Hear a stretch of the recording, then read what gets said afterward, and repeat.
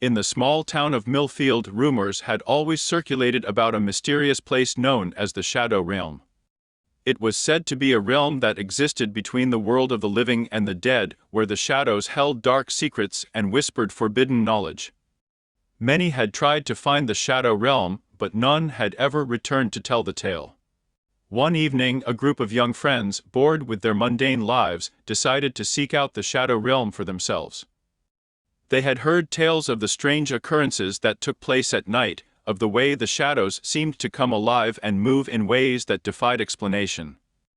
Excited by the prospect of adventure, they set out into the night armed with nothing but flashlights and a sense of curiosity. As they walked deeper into the woods, the shadows seemed to grow darker, the trees twisted and gnarled in ways that suggested something unnatural was at work. The air grew colder, and the sounds of the forest grew hushed, as if nature itself were holding its breath in anticipation. The friends pressed on, their footsteps echoing through the silent woods. Finally, they reached a clearing, and in the center of it stood a towering tree, its branches reaching up to the sky like fingers grasping for something just out of reach. In the center of the tree was a dark, gaping hole leading down into the earth below.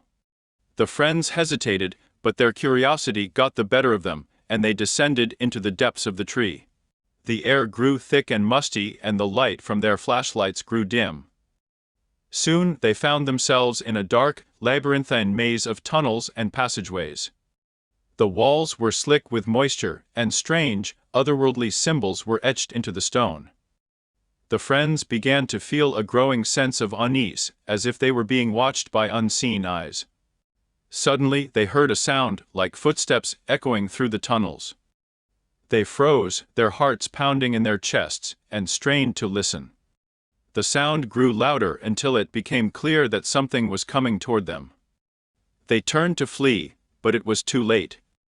A shadowy figure emerged from the darkness, its eyes gleaming with a malevolent light. The friends realized too late that they had trespassed into the Shadow Realm, and that the darkness had claimed them as its own.